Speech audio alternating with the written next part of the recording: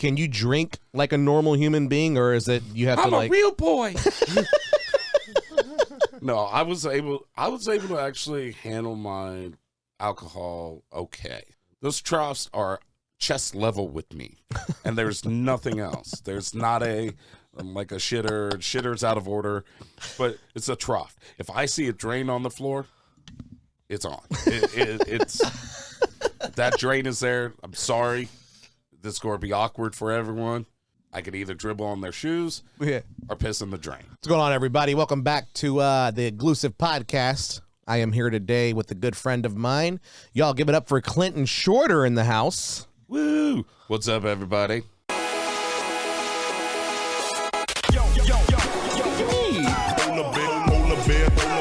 Now we getting busy, bridging the gap. Born in the game. How's it going, man? It's going well. Yeah. I fucking hated that drive, but hey, Yeah. love it. All the way from Houston to Austin. H-Town to A-Town, baby. That's what I'm talking about. I love it. Appreciate you coming on the pod, man. Thank you for having me. Hell yeah. I've been excited about this. Yeah. I get to hang out with my homeboy John. Yeah, Of man. course, we're going to say some stupid shit. It's going to be fun. Yeah, there's always stupid shit said on this podcast, so I feel like that should be the name of the fucking podcast is stupid shit. It's cool, man. Now, so for the people who don't know, like he said, he's from Houston. Very funny comedian. I've known this dude for, and how long have we known each other now? For just a little bit after I started, so like maybe about 6-7 years. I just celebrated 8, so That's amazing. yeah. Yeah, I was going to ask you how long you've been doing it because I wasn't really aware. I think we met. Did we meet through Raymond Orta? We met him and Mario Salazar. Okay. Yeah. And then I started following you on watching your journey, like with the white and Hispanic side of family videos, and yeah. So yeah. No, that's cool, man. Yeah. Known this dude for a little bit. The crazy thing is social media is we've known each other for that long, but I think this is like the first time of like us actually hanging out. it's always been like you were someplace, and then like the very next day or a couple days later, I would be at that same place. Right. So it's like we always just missed each other. That's how comedy is. It is. Even with like your best friends, like me and Stringer will do that sometimes. I love Stringer. Yeah, Me too. He got to work with him a couple times out in Houston, and I just haven't seen him in a while. Yeah. Yeah, I haven't seen him in a minute either, man. There was one time where it worked out perfectly for us because me and Israel were performing in Tucson, Arizona, and he was at the same night, and that hardly ever fucking happens. And he told me, he's like, hey, you're in Tucson? I was like, yeah. He's like, dude, I'm performing there tonight. I was like, no shit. He's like, yeah. So like we met up afterwards and we fucking got some drinks and got to hang out. Like that's the best, dude, when you can meet up with like other comedy brothers in the same city at the same time because it's just amazing. Oh, absolutely. Like it's like it's destined to happen. It's like, hey, where are you going to be? It's like, I'll be over in like Conroe or like some Dallas or wherever other city. And it's like, me too. Right. Then that's y'all's way of saying, all right, we gotta meet up. Yeah. There's no getting around it. That's fate. There's not. Yeah, it's great, dude. I love when that shit happens, man. So you've been doing comedy for almost 8 years now. No, I just passed 8 years last year. I passed 8 years in comedy. Okay. So, yeah, I've been doing it. It was really weird because when I first started, it was like I was wanting to go to a show. I wasn't wanting to be a part of it. I was just wanting to go. Right. And the promoter at that time, he was running it, and I was like, hey, man, I just want to know about this comedy show. Like, how much are tickets? Like, what do you have to do to get tickets? And he's like, nah, I think you're going to perform. And I was like, what? And he was like, write about 5 minutes worth of jokes. You're going to perform that night.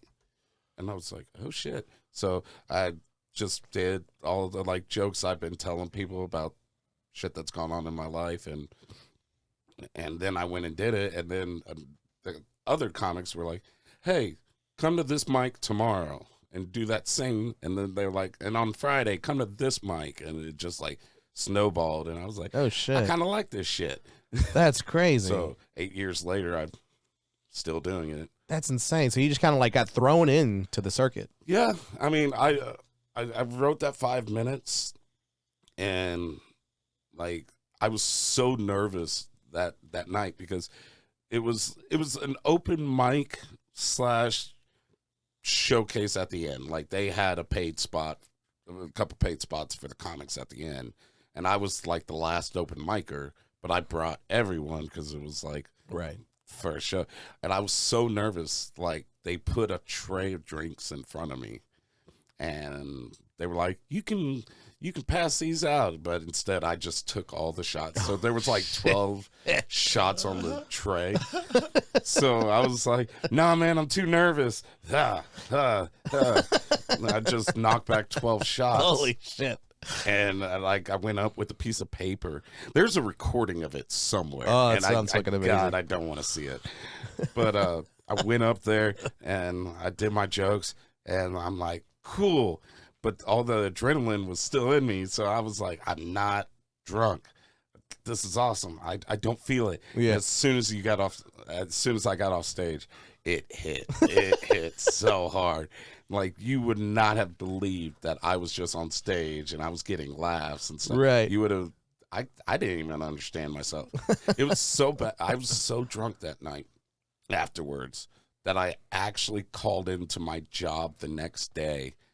But then I had my boss call me back at like 6 o'clock. He was like, "Just want to let you know when you dial me again to tell me that you can't come in, just remember what day it is, because we don't work Saturdays, Clint." So I called him at like 5 o'clock in the morning. I was like, "Hey, man, not able to make it into work today on our day off." You know what you can do is Johnny taking shut up fucking ass. I mean, I'll see you tomorrow. Like, I think he bought it. So the shots you were taking, are these like just straight liquor alcohol shots, or were they like mixed and like infused, almost like, you know, the little bit of shots column A, little bit of column B. My drink of choice when I did drink was Fireball. I loved it. Like, I would walk into Garden Ridge and like around Christmas time and just be like, I need to go to a bar. Just all that cinnamon. Just Now, could you? I've always wondered this. Can you drink like a normal human being, or is it you have to like? I'm a real boy.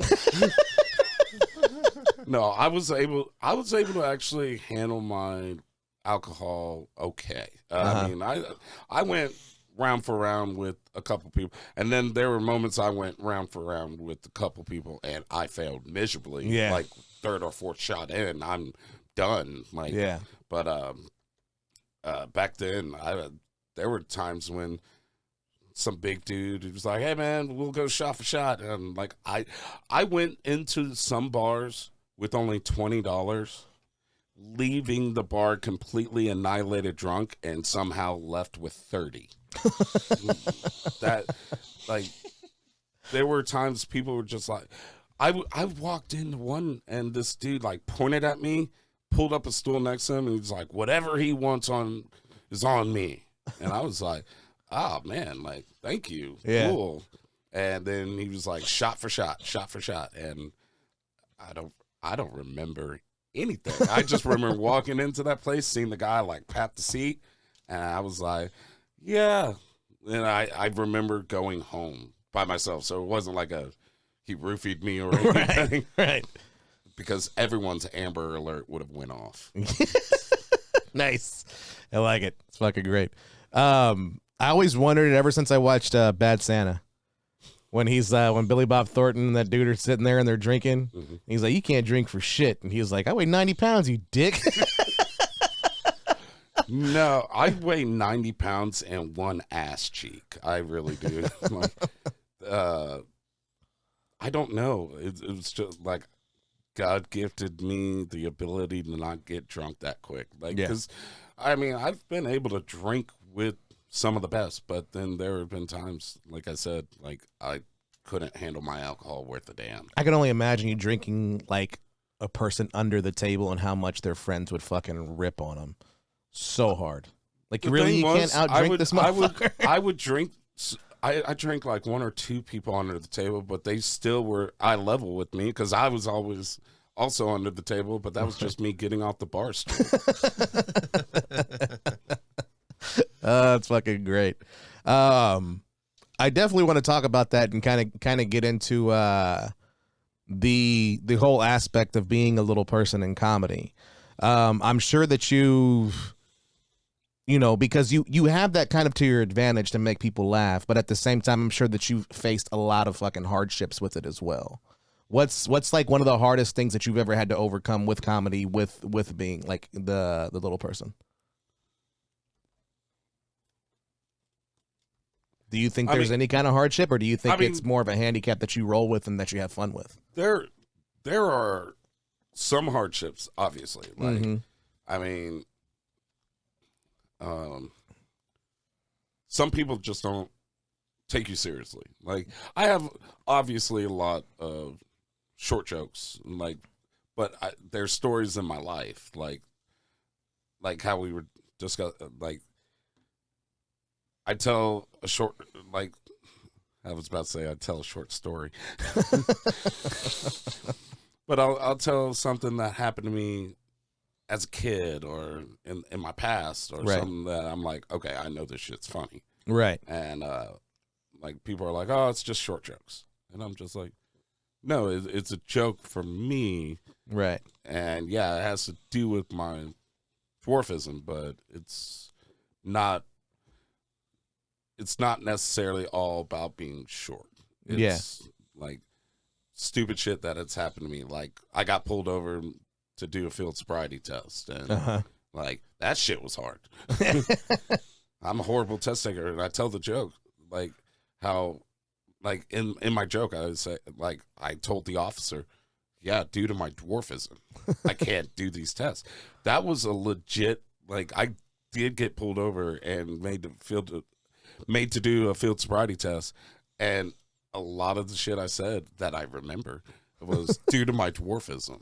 That's all I kept on saying. I was like, due to my dwarfism, I can't.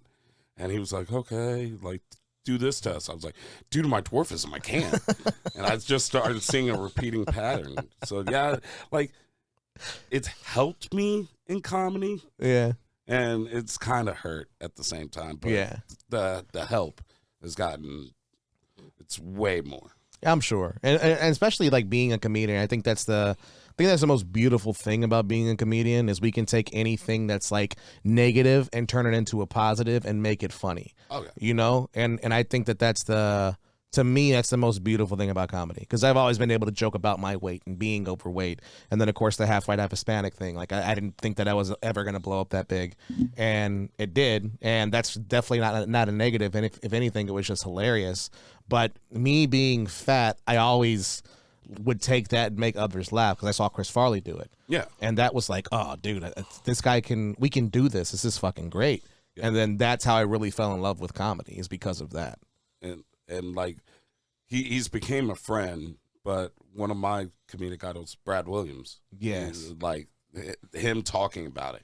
And, like, his first couple specials, and, like, I would hear, I'm like, that happens on a day-to-day basis. Right. I know, like, his one most notorious jokes is, don't piss in my urinal. And it's about, like, everyone goes into the men's room, like, there's tall urinal, short urinal.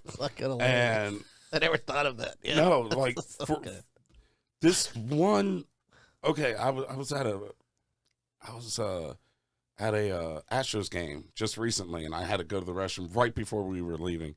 And I mean, it's packed, everyone's leaving, and there were all these tall urinals, like, over here.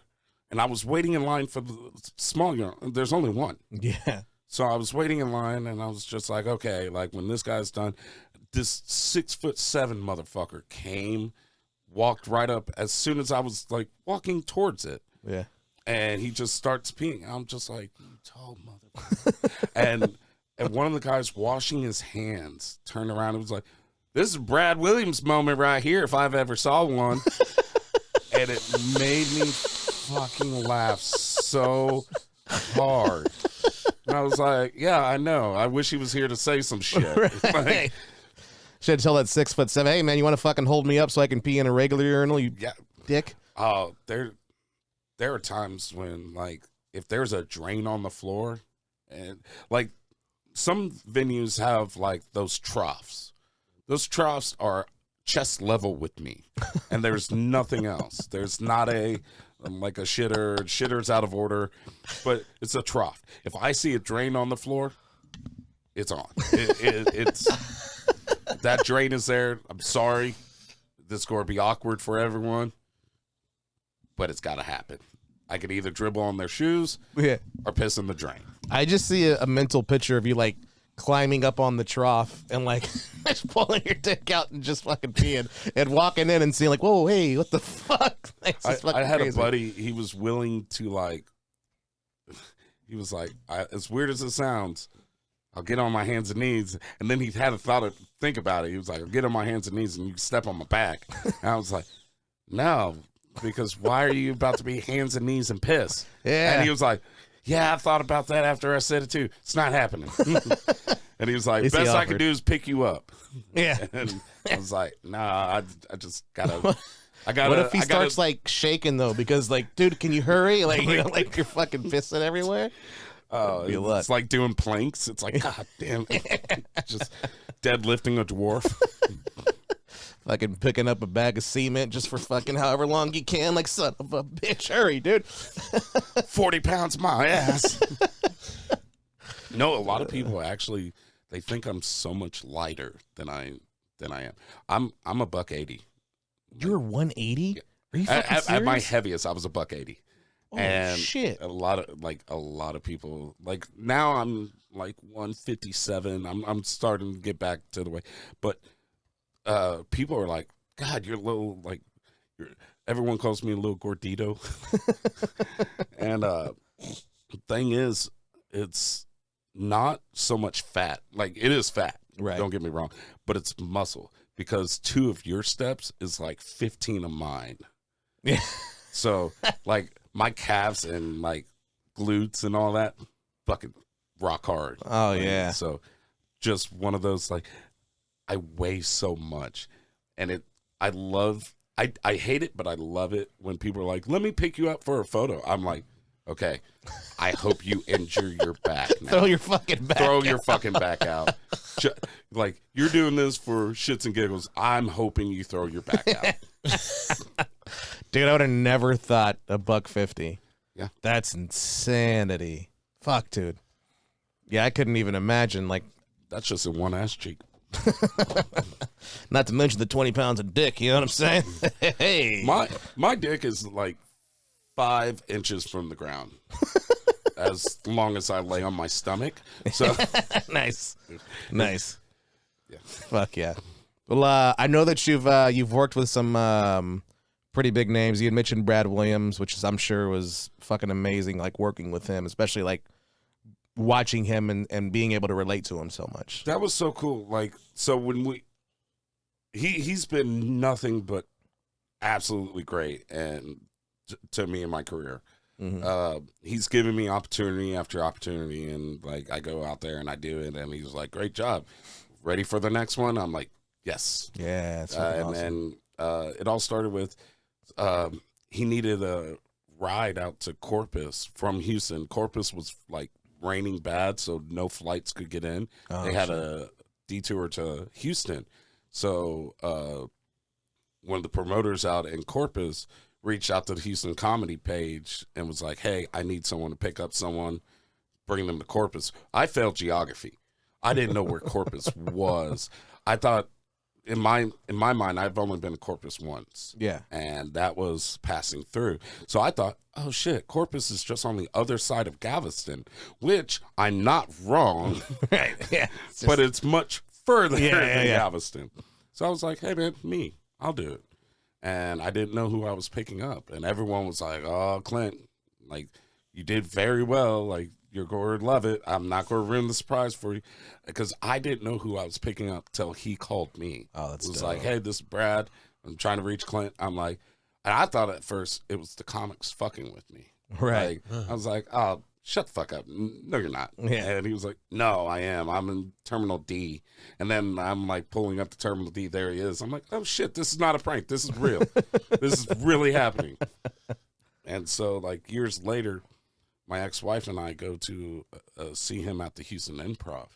And he started doing some crowd work and working, and he sees me and he starts doing dwarf jokes at me, and I'm like coming back, and like we're just tennis. Yeah. And then he was like, what do you do for a living? But the whole time I was sitting there, I was like, I'm going to shut my brain off. So I don't, like, any comedy show I go to now, I'm thinking of tags, or I'm thinking of like, oh, they could have done it this way. But Yeah, all the time. Me too. all the time. So I actually like turn my brain off. And I was like, I'm going to just turn it off and enjoy comedy. Right. I'm not going to think about it. Yeah. And when he was like, and then my ex-wife was like, he's also a comedian.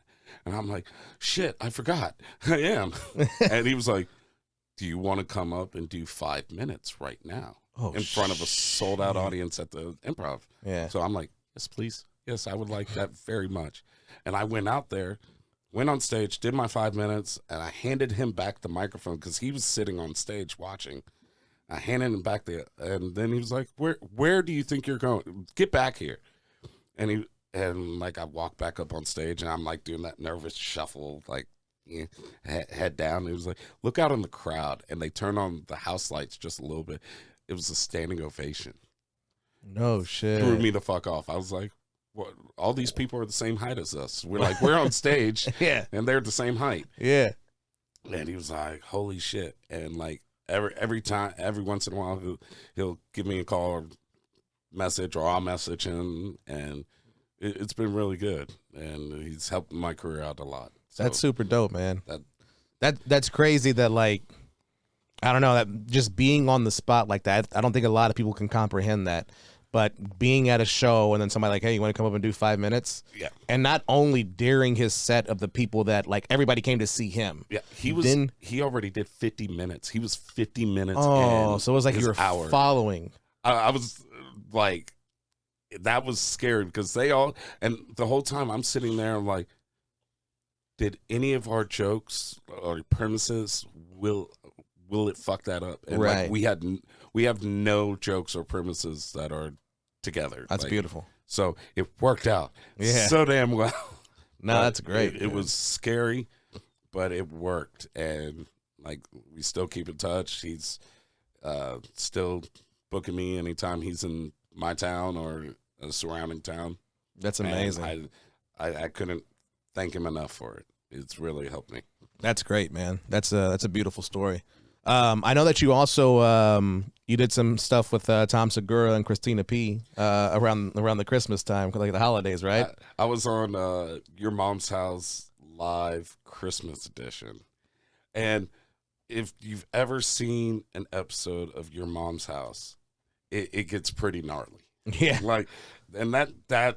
But if you ever see one of their live like pay-per-views, it's really fucking gnarly. Like,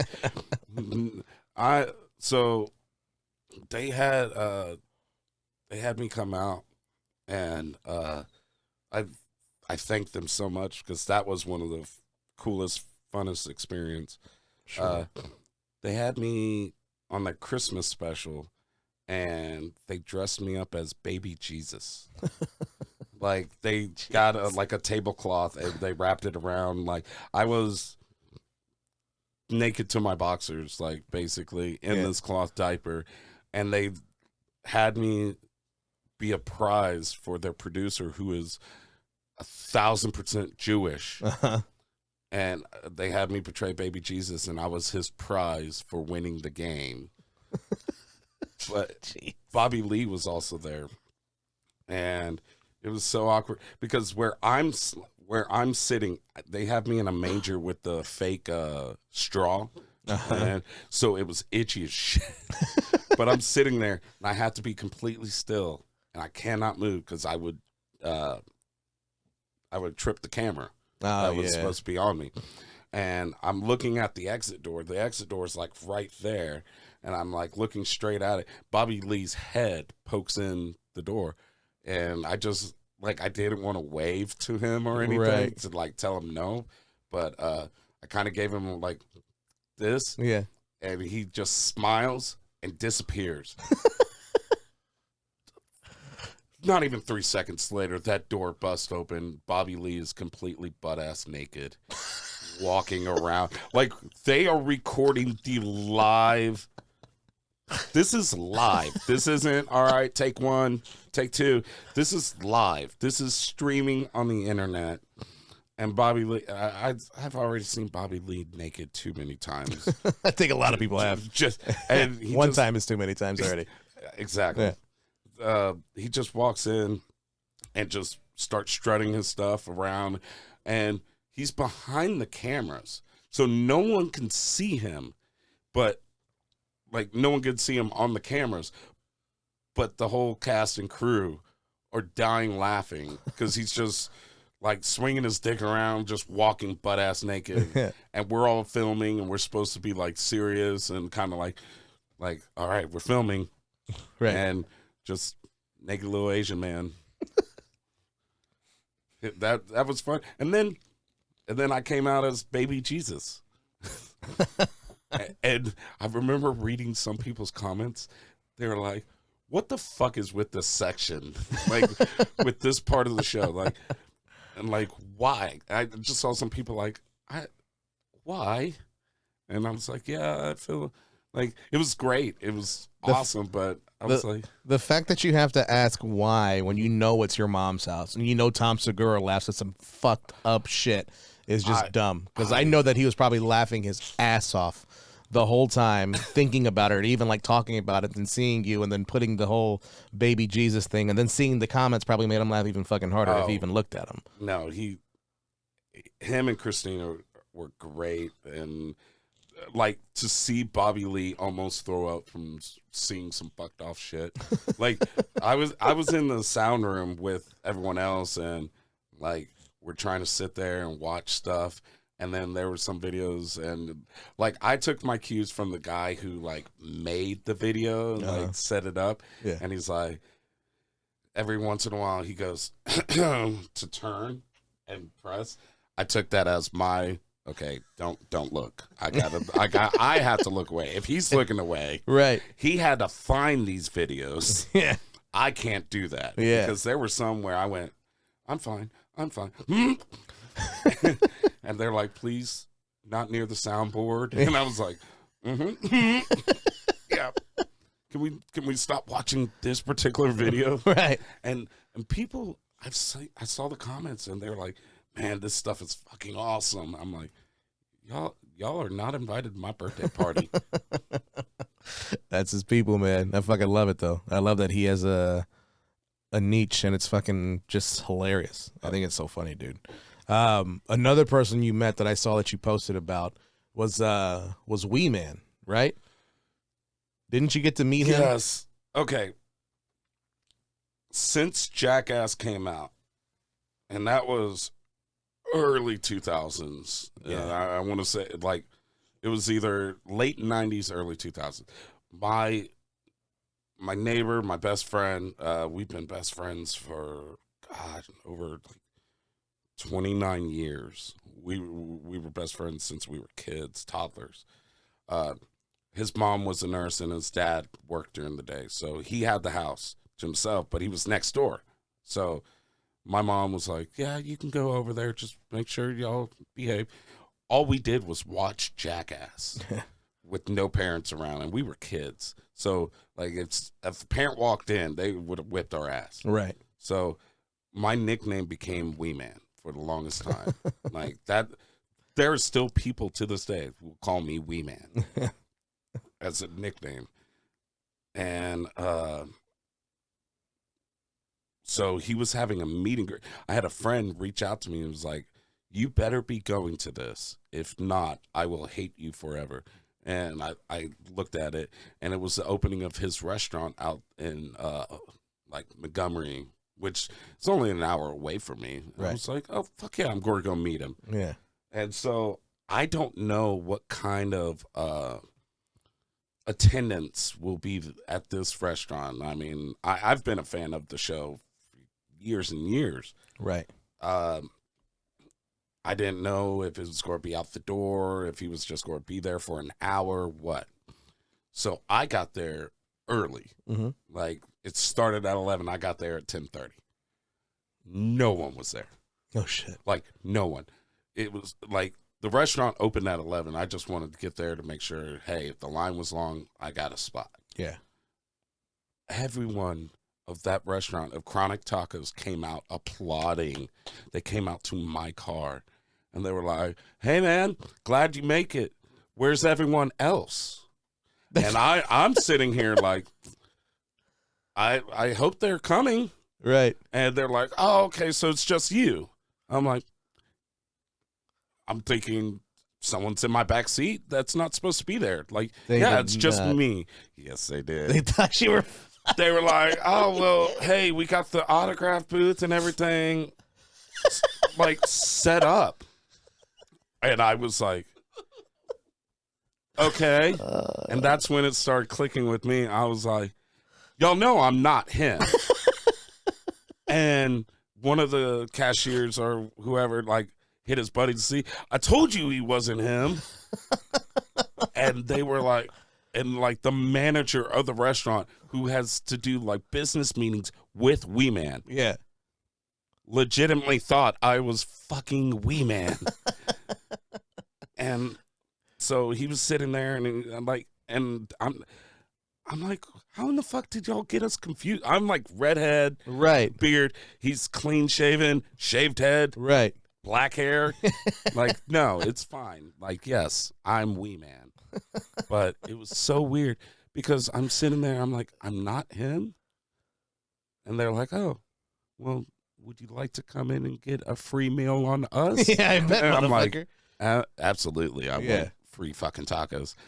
But then he pops in, like, we're sitting outside on the patio, and he starts walking in, and he's like walking in, but he sees me on the patio, and he like makes a beeline. He's like, dude, what's up? Like, we've been friends for like That's fucking 5 awesome. years. Like, and then I was like, hell yeah, man. Little people look out for each other. Right. And like, he started joking with me and stuff like that. I was like, dude, I have to get this picture Yeah. of us. And I was able to grab it.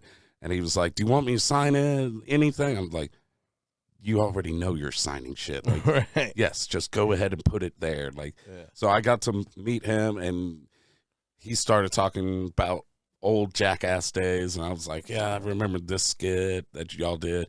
And he's like, how in the fuck do you remember that? I was like, I wasn't concussed that many times from doing it. And he was like, yeah, I got pretty fucked up. So it was cool. Like, he treated me like I was a part of the crew, and he was like, nah, man, come sit, talk bullshit. Like, I'm taking a break in a little bit. Just come hang out. Right. And so I got to hang out for a couple hours with Wee Man. That's fucking badass. If you told like 10-year-old me that I was about to hang out with Wee Man for a day, I would have been like, bullshit. No, I'm not. And then got to meet him. So that's one of legit. the coolest things. Fucking management. That's the most racist, non-racist story I've ever heard in my life. Hey, yeah, you know, y'all look alike. Like, hey, wait a minute. What are you talking about, dude? No, dude, you don't know how many times I get confused with other little people in Houston. No shit. Like this, he's not a kid. This guy that went to school with my oldest brother, and there's 4-year difference between me and my oldest brother. Yeah. He was a little person. I could walk into any bar in like where I grew up at, and people would be like, hey, Steven. I'm like, not him. Like, they would think I'm Steven. They're like, I had one person so damn persistent that I was Steven, and I was like, no, I'm not fucking Steven.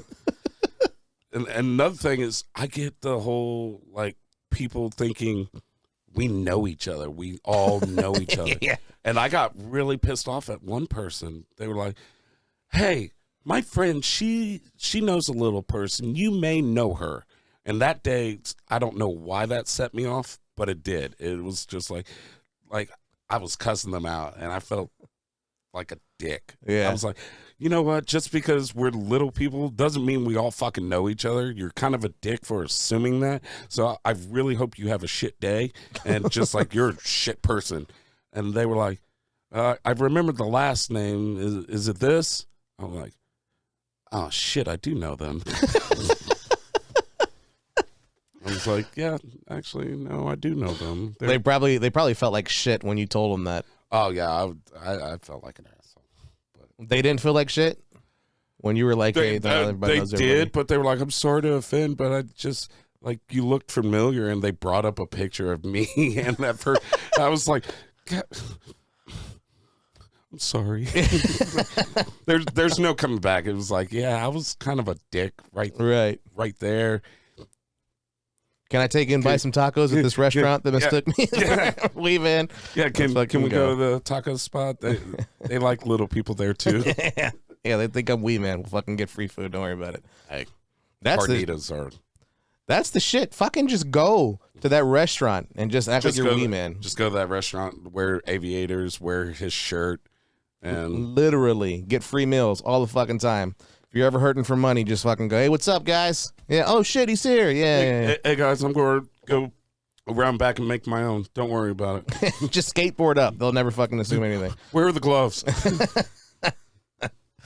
Oh, man. Another thing that I want to talk about and get into, man, is something very admirable is you just passed your 4-year soberversary, dude. Yes. Congratulations on that, man. I know that is probably one of the hardest things that you've had to do, especially being in the environment that we're in constantly, because alcohol, drugs, everything is so fucking heavily involved. Not as much as it was like in the 80s and crazy times like that, but there's definitely alcohol all around all the time. And we get free drinks. That's the thing. It's like sometimes people don't understand. Like sometimes we're paid in a meal and a couple free drinks. So I take it as like if you go and perform and you get 2 free drink tickets, I'm about to be wired that night because the only other thing I could use these drink tickets for is Red Bull. Right. So yeah, I don't want to be an asshole and like just be like, can I get a Coke? And they like, you don't have to use your drink. I just want to use this drink ticket. Yeah. So yeah, that I just passed on May 8th. Just passed 4 years. That's amazing, man. Congratulations on that, bro. Like earlier, how I was talking about my drinking, like that was like every night I would perform. Someone would be like, "Hey, let me borrow you a shot," and I would be like, "Yeah," and I just didn't know when to stop. Yeah, like, and yeah, the whole drinking was getting bad for my health, and then I had someone come in and was like, "Hey, you need to calm it down. You need to not like you're going to kill yourself or kill someone else." So. Give them a big shout out real quick. Thank you, Montgomery County Police Department. Shout out MPD. Yeah. Hell yeah. Oh, they did not. They didn't joke around with that. They were like, "Can you get out of the car?" I was like, "I really don't want to. I kind of want to stay in here because if I stay in here, I'm good. Right. If I go out there, there's a 50-50 chance that I'm not coming back into this car." Right. So, yeah. Oh man, that's what's one of the craziest like drunk stories that you can remember that you heard of? I'm always curious about this kind of stuff. My buddy Chad has a good one of me. I butchered it, but it's bad that I'm thinking this long of drunk stories. I'm just like that one. Throw a few if you want. I'm always fucking intrigued by all the stuff. So like no, the day I chose to be sober is like it was May 7th, 2019. May 8th is the day I started, but I did get pulled over that night, and it was a heavy drinking night. I was so scared. Like, I saw the lights behind me, and I was like, I knew I was speeding. I knew I was kind of like in and out. And I was like, I'm going to jail. There's no doubt about it. I started calling everyone real quick. I was like, this is my location. Someone come now. I don't care who. I'll pay you. Please come pick me up. And like the officer, he was like, hey, just want to let you know you were speeding and kind of swerving around back there. I was like, yeah, yes, sir, I know, and I'm sorry. And he was like, mind stepping out of the vehicle? And like, I knew it was field sobriety test. I was so ashamed of myself, and he knew it. I knew it. It was just one of those things. Like, and then he was like, all right, well, we need you to do these tests. And I was like, officer, I can't stand on one leg, lift one leg up. I can't. And he was like, why not? And I was like, due to my dwarfism. Yeah. And I was like, I have bad joints, bad knees. It's not like, and I'm thinking he's not going to buy that. Right. And then he was like, okay, fair enough. I was like, holy shit, that worked. I was like, oh my God, we may have something here. I may get out of my first DUI. Right. And then he was like, I need you to walk this line heel toe, heel toe. And he was like, without falling over. I was like, officer, I don't walk a straight line. We waddle. Like, we're like Happy Feet up in here. You see nothing but penguins. Right. And then every test, he was like, just please do one of these tests. If you don't do the test, you're going to jail. And then that's when, like, my ex-wife's friend came to pick me up, like, see if the officers would let me go with them. And that's when, like, I was like, officer, please, like, my ride's right there. Do you mind? And, like, they did a lot of thinking. But then, by the grace of God, I kid you not, a call came over their radio that had to have happened much bigger than I was. Like, that was more serious. Right. And they were like, if we see you on the road tonight, we're taking you to jail. And I threw my keys. And I'm thinking, okay, when they drive off, I'll go into the ditch and get them. But I threw my keys. I'm like, I'm not going to drive. Threw it. It hit a branch that was like 8 feet in the air, and the lanyard caught onto it. So my keys were just hanging there. And he was like, you didn't have to do all that, but we got to go. And then I'm like looking at them. I'm like, can you help me? And so, like, that was the day. The very next day, I was so ashamed of myself. I was like, I'm cutting booze out for good. Like, that was the last time I ever had a drink. So I just get a visual of you with the fucking stick, like fucking throwing pine cones at it. Luckily, like, the friend was there and she saw it and she was like, "What the fuck was that for?" I was like, I was trying to tell him I wasn't going to drive. She just like, oh man, like, there were plenty of Clint, you're a dumbass when I was drinking. There was plenty of those. Yeah. Rolling the eyes or just, I'm not mad. I'm disappointed. Right. Looks all the time at me. So yeah, that's one of them. I'm a happy drunk. I'm always having fun. I'm always doing stupid shit. And I'm always like way more happier than I am sober, which sounds very depressing now that I say it out loud. But I was the attention seeker. Like, hey, I don't know why, but there was a woman who, like, we went to a dog-friendly bar, and it was the bar I used to run comedy out of for like 5 years. And she had a taser with her. And we were all sitting there just getting day drunk. Yeah. And they're like, Clint, how much would it take for me to be able to tase you? With the like little, it was one of those like Walmart stun guns. Right. I was like, I don't know, like, pay my tab. And I was like, pay my bar tab. And it really bothered me for how quickly he reached for his wallet and was like, how much is this tab? And I was like, oh shit, no. And then he was like, oh, Clint's only drank like $20 worth. And that's when he was like, fuck it, put this other 40 towards his bar. I want to tase him. Oh, shit. So I got up and I'm just like, okay, just stun me in the leg. Just hold it, press the button. Well, he was clacking it so much already where it got the points hot. Oh, shit. So when he stuck it, and again, it's a Walmart taser. It's not a.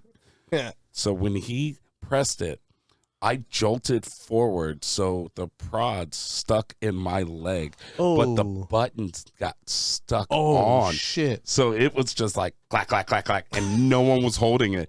So it was just continuously shocking me in the fucking leg, and I'm twitching on the. I hit, like how I hit. I took out a table and a bar stool because it took out my leg, lost balance. Grab for the table. Oh, no. That wasn't a good idea. Then try to grab the table, knocked over the bar stool, and it's still clacking away. And my buddy's trying to get off, stop. And I'm beating the shit out of my leg, but I can't because it's convulsing. Oh, fuck. And finally, we get it off, and I kick it away. Yeah. And I'm like, that sucked. And then they were like, do you want to do it again for double? I was like, yeah, let's do it. Oh, dude, I would have paid money for that fucking security camera footage. I'm just it's over stuff. That's amazing. I think the second video is somewhere on the internet. Just dwarf gets tased. We got to find it. Sorry, you got to search it. Dude, that is fucking... Oh, it's so nuts. That's when you were drinking. That's when all that stuff happened. Yeah. You want to go drink tonight? We go to Walmart real quick, get a taser. No, trust me, I'll do stupid shit sober too. Nice. That's the funny thing is my girlfriend now. She was like, half the stories you told me about you being drunk, you still do some of those things sober. I was like, yeah. She was like the other day, you crawled up and Macho Man Randy Savage elbow dropped me off the. Go. Shit. Oh, is this me or no? I don't know if you did. No, that's not me. No. But that guy's way too tall. But, no, he's skinny and he doesn't have an ass. What's bad is I know, everyone sends me pictures and memes of other little people. Yeah. And they're like, is this you? I'm like, no.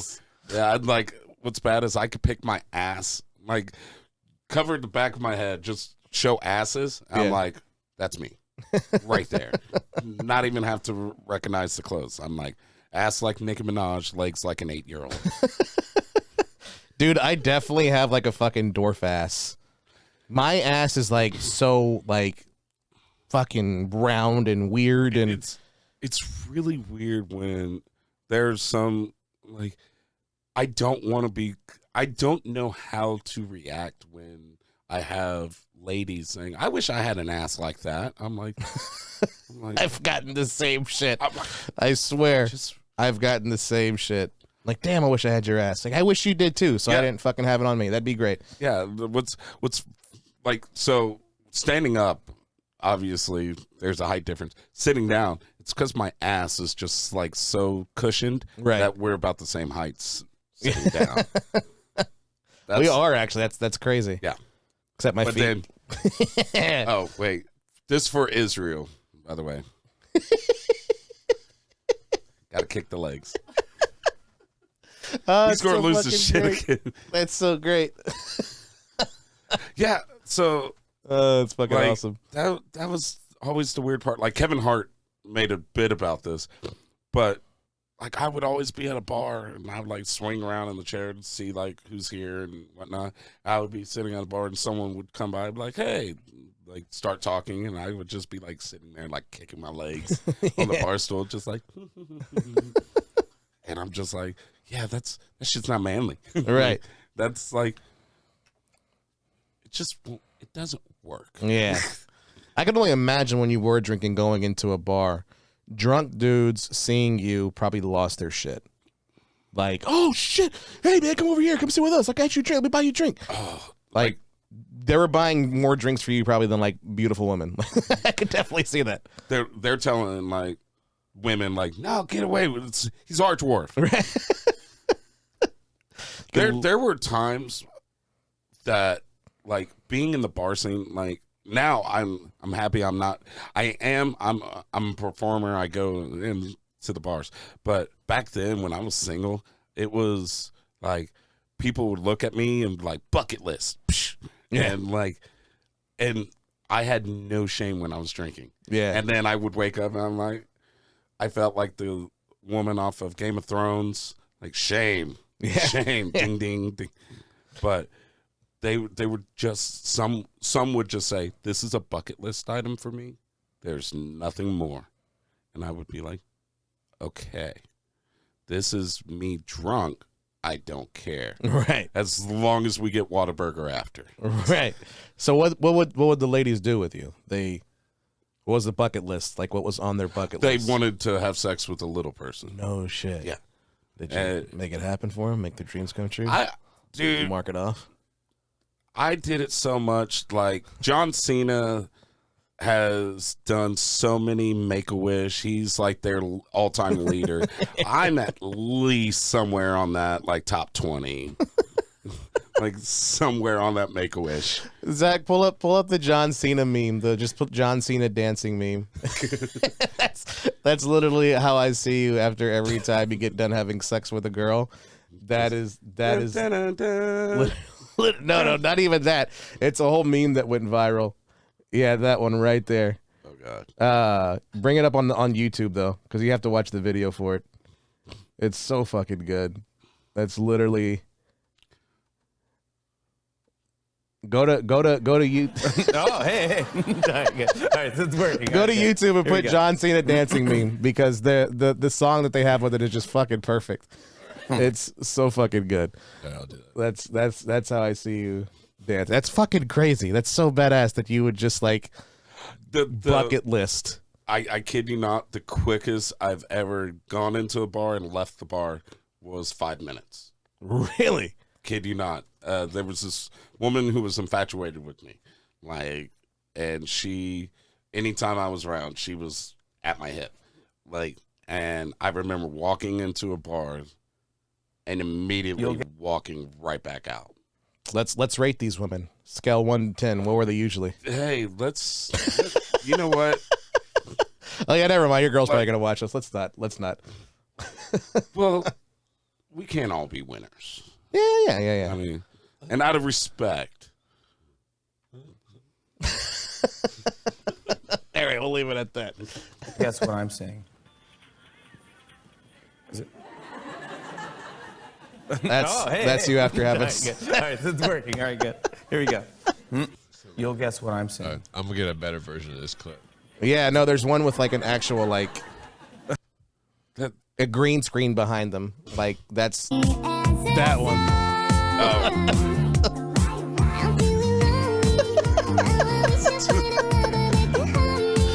That's 1,000%. When they say you're my bucket list. It's fucking great, dude.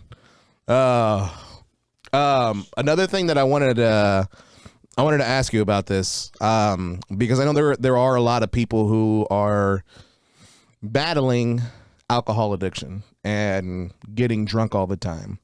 And the fact that you've done it for over 4 years, and I think the thing that I take my hat off to you the most is the trauma that you just most recently went through with your dad passing away. I know that had to be the hardest thing ever to not pick up a bottle in that moment.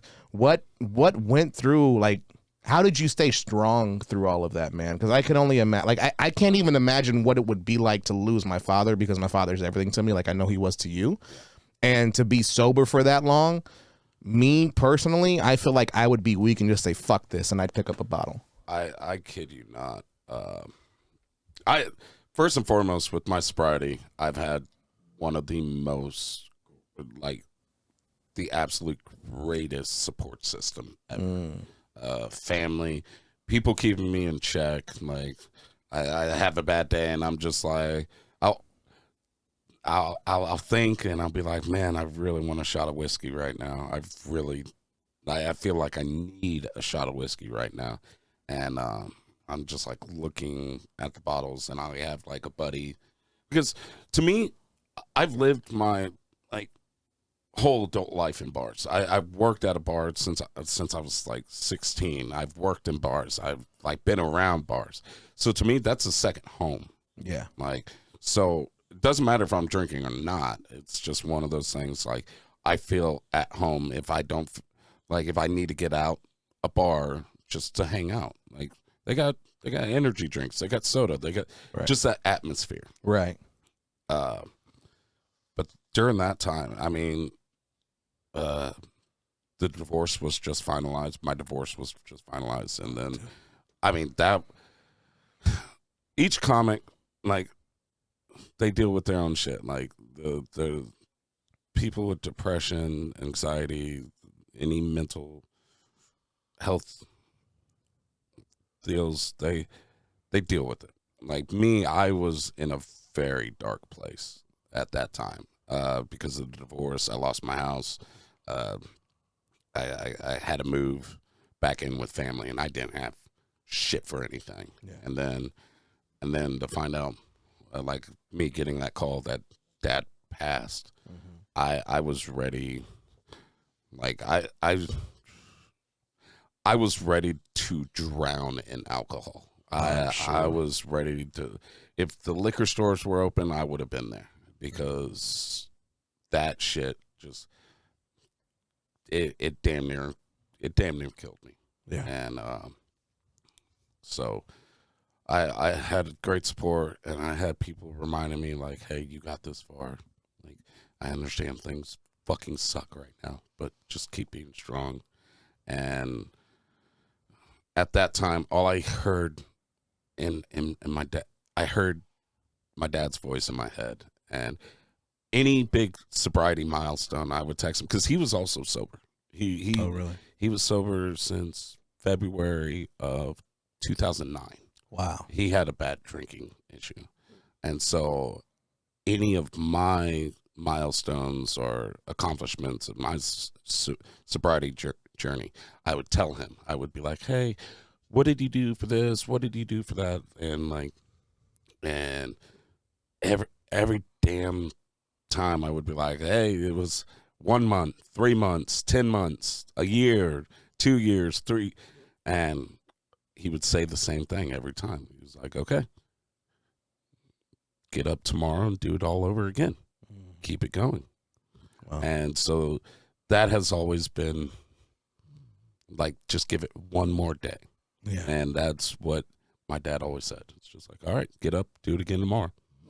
And so for those having those type of issues, just, I mean, whatever assistance you need, there's meetings, there's people you can talk to, groups you can talk to.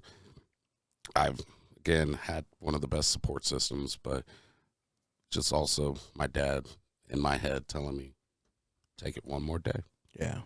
So that's beautiful, man. Well, I mean, kudos to you, man. And so many props goes to you for staying and sticking through that and being able to come out on the other side of that and still be sober, because so many people would have folded right there.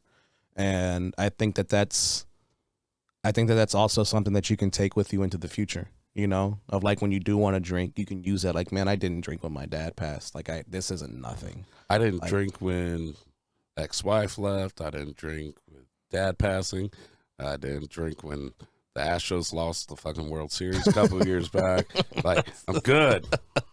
Good. The fact that you put the Astros losing the World Series and with all the other stuff is like, fuck, bro. I was actually, okay, 2019, when we were against the Nationals, I was at Cena El Rey, and I was doing a show when we lost the series. I was we got to win this one. We got to win this one.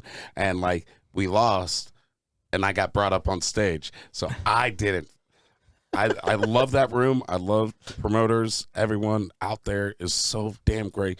But I hated that night. Yeah. I hated myself. I didn't want to tell a single joke. I was pissed. How many months sober were you at that point when they lost? 2019. I just started. Like, so it was October, November, so about 5 months sober. Oh, and I was rough. like, I'm ready to break this shit. But 5 months is good enough. Like, Right. And Garrett Cole doesn't want to pitch. Like, fuck him. I'll take a shot of whiskey. I have a bunch of people who follow me from California, so they're a bunch of Dodgers fans, and they fucking absolutely hate Houston Astros. What do you say to them? We both have asterisks Yeah. on our World Series titles. Yeah. Like, yes, I'm not even going front. We bang trash cans. You know who else bangs trash cans? Horny people. Like, I was banging trash cans back on the bucket list days. Yeah.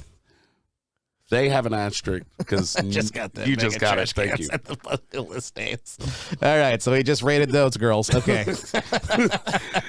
That's what we call a callback in our industry. Yeah. Fuck yeah. But we did what we did. Yes, I understand. It sucks. But how many times, like, I believe 6 years, we've made it to the playoffs. Like, we won our division. We've made it to the playoffs. We made it past. So 1 year, yes, we did. But they also had some shit going on. And also, I respect them because they won. Right. Kudos to them. Right. But they didn't do it in front of fans. They did it in front of cardboard cutouts. So, asterisk. Oh shit. It was, we were all thinking it was the end of the world. So, like, Yeah. I guess God was like, you know what, just give them one. Like, no one's going to remember it. Yeah, all right. Fucking pandemic, weird ass times, or weird times. Okay. What's one of your ultimate goals in comedy? Like, so for example, like, everybody always asks me, like, what's your goal? And my ultimate goal was being able to get paid and make a living off of making people laugh. And I'm living that, but I'm still, of course, like, wanting more. But Of course, we're greedy assholes. yeah, we are. But that was like my ultimate goal. Like, what's your ultimate goal in comedy? So, like, how you you brought it. Oh, the cardboard You're cutouts. 2020 World Series champions. Fucking weird times, dude. What the fuck was that about? I remember there were people sneaking into the stadiums and, like, causing a big scene. And I loved it too, because you heard everything. Like, normally how they like turn up the crowd noise so Yeah. you can't hear. Like, I damn near pissed myself because I see his face. Dusty Baker, our manager. Mm-hmm. Dude, the umpire missed a call, and someone from the dugout started chirping, and the umpire said something, and then Dusty Baker was like, "Calm down there, motherfucker," and there was no crowd. You heard it clear as day. It's like you just hear him, "Fuck you," like, and it's a great. And another great Astros sporting moment is when George Springer calls Angel Hernandez a fucking cocksucker, and it panned to, like, it was a missed call and got George out, and George and George is heated and shows the umpire Angel Hernandez and just, like, arms folded, just and then it was like, yeah, George, he didn't like that call, and he's in the dugout and shows him his face, and it's just, you mouth the words "fucking cocksucker," and the announcers were like, "Oh, well, yeah, George didn't really like that call." It's like clear as day. He was like, "Fucking cocksucker." Like that. Those two are one of the best Astros moments besides us winning. To me, they are. But I even forgot the fucking question that you asked originally. Your ultimate goal for comedy. So I want to make a living. Yeah. I want to make a comfortable living on it. but also, and I really don't hear this. Like everyone says, I want to be the next this. I want to, and then like other people are like, I'm going to be the first me. I want people to know my name. Gotcha. I don't. I want to be successful, have shows all over the country, maybe travel to different countries. I want people to know my name. Yeah. Because I mean, regardless, I've been, you've been, we've been the openers to big name stars. Mm-hmm. Nobody remembers our names. No. Like they'll come like, what was your name again? What's your social? Yep. They're there for the big stars. Yep. And my goal, I want them to know my name. I like that. My yeah, man, because I mean, even if you go to a show, like I know I've gone to many shows, like dude, that dude's opener was fucking hilarious. That's all we know him as. Is that guy that opened for him is hilarious. Your opener. Yeah. And that dude's hilarious. What's his name again? Like it's open. What the opener you had? Dude, fucking hilarious. Yeah, that's what they know us as. You know what I'm saying? And I mean, I'm fine with opening for people. Right. I really, I wish I could open for more people. Hint, hint, nudge, nudge. Right. Just everybody. But I want people to just come up and say, Clint, you put on a hell of a show. Yeah. Thank you. Like, and like, I also want to, I want to do this shit with my friends. Yeah. Like I've made so many, I've made so many friends that became family, strangers that became friends. Like, and this, making people happy, this is one of the best jobs ever. Yeah. Like, don't get me wrong. Sometimes the travel sucks. Yeah. And I don't get homesick, but I get nervous being on the road too long and stuff. It's tiring. It really is. But for the end game, it will be all worth it. Yeah. And that's what it is. You'll never feel the fatigue that you feel like when you do like a crazy road trip. Like when I did like the nationwide tour last year. Yeah. Like I think the longest I was on the road was 3 weeks. And that was like literally driving everywhere. And we did like the whole Midwest. Started like Wichita, Tulsa, went all the way up to Milwaukee, came back down and went up to Michigan and came back down and drove all the way back to Nashville and came to Louisiana and then came home. See, I could be in the car that long. Yeah. I can't drive that long. Yeah. Because see, luckily I have my manager. He does a lot of the driving. But even just like him driving and me being in the car and driving everywhere and then performing and then literally performing like Wichita one night and then waking up and driving to Tulsa and performing there the next night, waking up and then driving to somewhere else and performing there the next, like that, boom, boom, boom, boom, boom. Oh. That shit is tiring as fuck. But it has to be worth it. Oh, it is. I love it. It's so much fun. You know, like it's dope as shit. But once you get home, you never realize how tired you are until you walk into that door and you see your bed, your couch. You get that home smell. Yeah, and you're just like, yeah, fuck. You can pass out right there. Literally, I'll come in, I'll take a shower, and I'll lay down and I'll sleep for a minute, and then even like I think it was after that run, I had like a week off. I was like, all right, I'll come back. I'll do some promos. I'll get this done. I'll get that done. I'll go over here and I'll do that. I'll run some errands. Nah, I needed that whole week for my body to like recoup and regenerate and just be like, dude, like what in the fuck? Like, I want to do something, but my body is so fucking tired. I want to go out to eat. Fuck, can't. DoorDash. Yeah. Oh, DoorDash is my best fucking friend. Oh, I love DoorDash. It's so much fucking fun. I fucking, that's my shit, dude. The pandemic just turned me into a fat piece of shit, just ordering all kinds of food. We DoorDashed everything. DoorDash and Uber Eats all the fucking time. Yeah.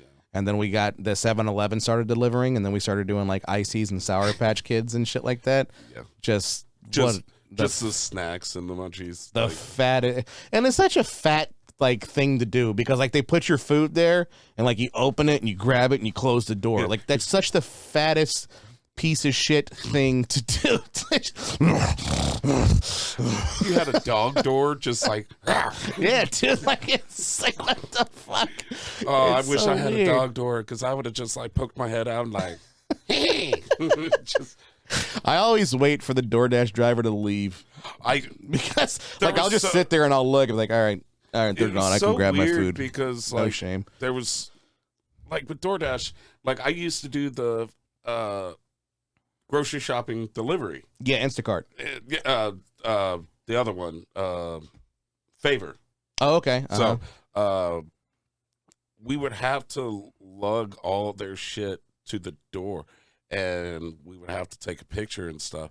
But so many people would try and say, hey, I didn't get my order, or you dropped it off in the wrong spot. And like they would do that. And I'm like, I promise I won't report you. Just go away, please. Like, right. I don't want like all this food is just for one person. Right. And one half person. So don't judge. But words use them. I don't know how many times when I did the Favor, because I got laid off my job real quick when COVID happened. I found out I was very non-essential. Yeah. What were you doing before COVID? I was working at a bar. They shut down all the bars. Oh, yeah. So, very non-essential. Yeah. I mean, but so my ex-wife and I, we were doing the delivery driving, and like I didn't get that many orders. She did it a lot, but she had times where people, like, she would drop off the groceries, someone would come and grab them and take them like somewhere else, and they one time it happened twice, same person. So we were like, all right, this is and apparently it's happened to them every time. So they had a system going on saying, right, I ordered all this stuff, I did not receive it. It said it was dropped off, and they receive it, but they get credited back. Right. Free groceries and shit. I know. Dicks. Hacking the food stamp system. Fucking bastards. During COVID, of all times. Damn, son. So I just put that together. So you were working at a bar when you were doing the sober stuff. Dude, That's fucking insane. It was at the same bar that I got completely annihilated drunk and pulled over that night. No shit. Yeah, same bar. Like I got off work early, and they were like, all right, you can go home or you can chill out here. I'm like, I'm going to chill out here. Home is depressing. Yeah. And so that's when because like where we lived, and that's why I drank, because I was always on high alert. We did not live in a good, like at first when you look at these apartments, they're like, oh, those are nice. But there were kids. And when I say kids, I mean 8 to 10 years old, breaking into houses. Like there's the window doors, they throw rocks and they go in and like with sticks, and like they would break in. They would have teenagers shooting rifles and guns. Fuck. Like shooting windows out. We did not live in a good area. The amount of silver teeth kids in that neighborhood is fucking I think astronomical. I think one had just like, it was like Joker teeth. Like a grill. Like just it looked like a grill. I'm like, Johnny Dang hooked them up. Yeah. But God, like that place made me drink. Yeah. That's fucking nuts, dude. So I mean, y'all think about that too, man. If y'all are really dealing with trying to get sober, this dude, I mean, think about all this guy went through. Like you're the David Goggins of drinking, like like going sober. You know what I'm saying? You're legit the David Goggins of sobriety. His head is so shiny every fucking time. He buffs that shit, dude. Goggins. I listen to him a lot, but every time I see him on a podcast, first thing you see, it's like that shiny window of like a new, like. But no. Every morning I wake up, I get some wax. I put it on my head. I grab a towel. I buff that motherfucker. Look, even in the picture, it's just, yeah, dude. Like that's a shiny ass head, bro. His fucking forehead is shinier than my future. Hey, we can't keep talking. He's gonna fucking show up and beat all of our asses. He actually fucking. I didn't even tell you this, Zach. I did a workout. I did a 2-a-day the other day, and like I did it in the morning, and I just was not happy. Like I got my 45 minutes in, but it was so fucking sloppy, and I literally heard David Goggins in my head all day, like because I got a shitty workout in. just hearing him saying like, you a soft motherfucker. And I was like, dude, I got to get another fucking workout in. And so I did, and I put it on my story, and I was like, I kept hearing David Goggins in my head all day, and he replied on Instagram, and he just put stay hard. And I was like, oh, yeah, dude, hey, I love you. You're fucking awesome. Cookie jar. I got cookies. You want cookies? Like, Best friend. Yeah, dude. Best friend. Yeah. Oh, man, it's fucking nuts. I was a fucking nerd and was like, dude, you've really helped me out. You saved me in a lot of stuff, and I've lost a lot of weight this year, and, you know, fucking, you're cool as shit. And congratulations on that. he never replied, but he's like, fucking loser. And keep losing an extra 50 pounds, then maybe I'll reply back, but stay hard, motherfucker. So, Gary John Bishop, are you familiar with him? Scottish author. He's basically like Goggins. He's like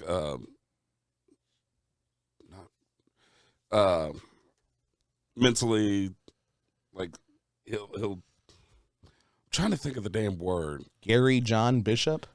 He's Scottish, inspirational artist. Like he has books, and so is he like a motivational speaker almost? Yes, motivation. Okay. I did not feel motivated to finish that sentence. But yeah, he's really good, and like he does some like lives and on Instagram and stuff.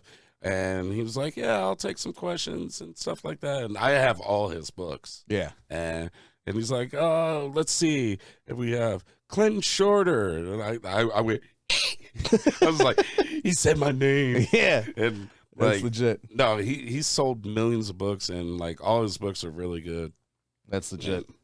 And he's not doing a plug. Like, I'm not doing a plug for him. It's just. Right. No, like I've never seen him. So, like, good shit to listen to, but when the people who are drawn to me don't want to cuddle. Whoa. Well, I mean, no offense, you're a bearded dude. It's not a cuddling face right there. He looks like a Liam Neeson from Wish. I don't know where you are, but I'll find you and I'll kill you. That type of shit. Fucking crazy. Well, Clinton, it's been fucking cool, man. Absolutely. I appreciate you coming on the pod, dude. Do me a favor, looking at that camera, let them know where they can follow you at and what you got coming up. You can follow me at your local daycare center. Yeah. No. Wow, that actually sounded creepy and pedo. Sorry. Refrain. Yeah, that you mentioned a little bit. Yeah. That was just like height. No, creeper. Find me on the playground around your kids. Fuck you. I had to grab my. Okay, so real quick, I had to grab my step kid when I was married. I had to grab her out of the Burger King play place, and she was like 4 or 5. She wasn't at all coming, and like I was like, "Hey, it's time to go. Let's go. Come on, let's go." Yeah. Now you have to get me, and I just sat there. I was like, "Okay." You have that luxury. I really quick looked at the parents and like, I'm not fucking with your kids. I promise. And they're like, actually, I kind of want to see this. Go get her. Yeah. So I come down the slide with my stepdaughter's ankle, like, get your shoes on, let's go. And she's like, you actually came and got me. I was like, yeah, I could still fit. Yeah, you have that luxury. Yeah. Some parents can't. No. You're like, I'll go up in that motherfucker. Well, I'll get you. I went up and down the slide like at least 2 to 3 times before I grabbed her. 1,000%. I would do the same. I've always wanted to do that. But y'all can actually find me on all social media. It's at Clinton Shorter on Twitter, Clinton Shorter Comic on TikTok, Clinton Shorter for Facebook and Instagram. You'll see a picture of me either in Astros gears or on stage, but I'm not the Canadian composer. I'm the dwarf comic from Texas. There's a Canadian composer named Clinton Shorter? Oh, my God, dude. My Twitter won't stop blowing up. Anytime he releases a new orchestrated album, they're like, you got to go check out this album. And I'm like, shit's fire, yo. And I'm replying back to these people. So I'm like, hey, thank you for liking the single and stuff. And like, not even going to lie. He's Canadian, like, looks nothing like me. But everyone, like he does, he did like the Odyssey and he's done District 9. Do you remember that movie? Yeah. He composed that whole, like there's so many. The fucked up thing is we have the same forehead. Like literally, like this hairline. Y'all don't have dreams. Y'all have movies. Literally, bro. Like my hairline keeps going up and up. I'm wearing a hat right now, and I'm glad. Like I'm not taking this shit off. But. Yeah, no, I've seen it. It's pretty bad. But anyways, thanks again for coming on, bro. I appreciate it, brother. Y'all be sure to follow him, keep up with him, look at him, man. And he has really big stuff. Don't fucking confuse him with the Canadian composer. Thank you for tuning in. Always be sure to hit the like and subscribe. Love y'all so much, man. Until next time. Peace. Yeah.